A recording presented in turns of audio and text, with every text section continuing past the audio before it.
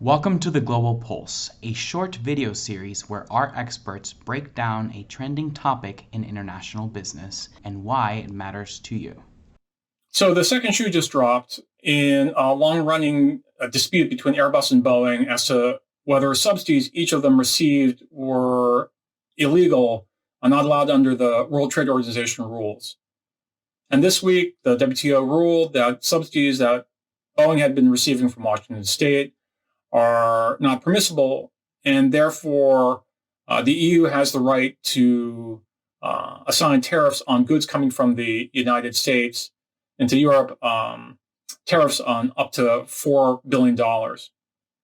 And this follows a parallel dispute in which last May, the WTO ruled that subsidies that Airbus had been receiving are also not allowed under WTO rules, and therefore the United States could assign tariffs on goods coming from the EU to the United States, tariffs on to the tune of $7.5 billion. So the fact that there are these two parallel cases regarding subsidies and that this is long running, this kind of dispute has been going on between Airbus and Boeing for 16 years. These facts are all linked to a fundamental economic idea from industrial organization economics, from game theory, called the prisoner's dilemma. In the prisoner's dilemma, there are two prisoners, and they have to decide between staying silent or betraying the other prisoner. And the payoffs, like the jail time that they're looking at, is such that it's always a better choice for each one of the prisoners essentially to betray the other. And so instead of both staying silent, where they would get away basically with little jail time or no jail time, the payoffs, the amount of time they serve, basically strongly encourage each of them to betray each other, and then therefore they both essentially are made worse off. Now, this prisoner's dilemma idea, this framework can be applied to business situations, of which commercial aerospace is one of the favorite examples. And it works pretty well in the sense that for a particular airline product class, like wide body or single aisle or long haul destination to destination plane. So for a specific product class, especially newer product classes, it's not clear whether both companies could make a profit, turn a profit, if they both entered. So that's the situation of if they both betrayed each other, they're both would serve jail time, substantial jail time. This is the same type of situation where if both entered the market, they are not going to actually be able to both turn a profit, and therefore they both make losses. In contrast, if only one of them entered and the other one stayed out, then there's a substantial profit to be made.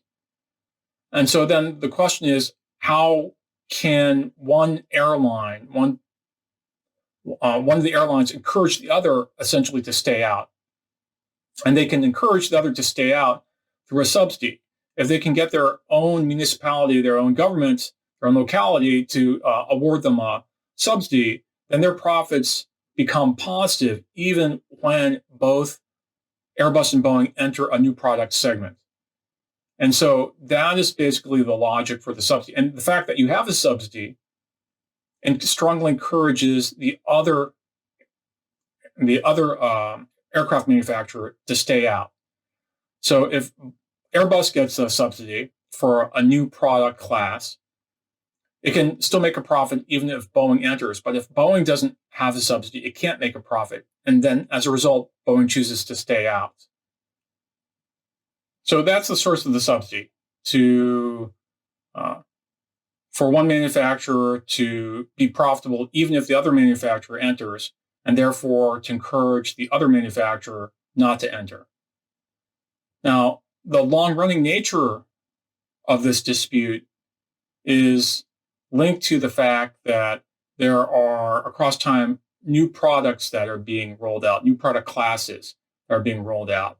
And you have single airline, you have long haul, destination to destination aircraft like the Airbus A350, the Dreamliner, the Boeing 787. You have jumbo jets, super jumbo jets, A380. So for each of these product classes, when they were first conceived and when Airbus and Boeing were first designing these products, it probably wasn't clear to them that there was going to be enough demand actually to pay and cover the fixed costs for the development of each of these new classes of aircraft. And therefore, like with each generation, with each new product class, they received subsidies. And then the other manufacturer called them out on it. And so this went back and forth. So the original dispute was, I think, for the Airbus A350 had subsidies. Boeing called them out on it. And then like the Dreamliner, the 787 had subsidies. Airbus called them out on it. And then for the Super Jumbo, the A380, Airbus received subsidies and Boeing called them out on it. And so like for each one of these product lines, the actual sort of dispute resolution mechanism of the WTO took a reasonable amount of time, maybe a year or 2 years, and then with appeals taking another year or two. So for each of these product classes, product lines, it was just several years, but it was new product class, new product class, new product class, and pretty soon you have a dispute running 16 years, but not for the same product, for products, different products over time. So that basically explains, why there are subsidies, why there are disputes about subsidies, and why this is a long-running dispute. And if we're looking for more action in this area, for sure there's going to be more action because there are going to be new product classes. And then also, there's not just Airbus and Boeing, but there's also a Chinese manufacturer, Comac, that's just starting to test fly single aisle, short haul single aisle airliner, and that's already being that Airbus and Boeing have already brought a case before the WTO on that, and so there are definitely going to be more shoes that are going to be dropped.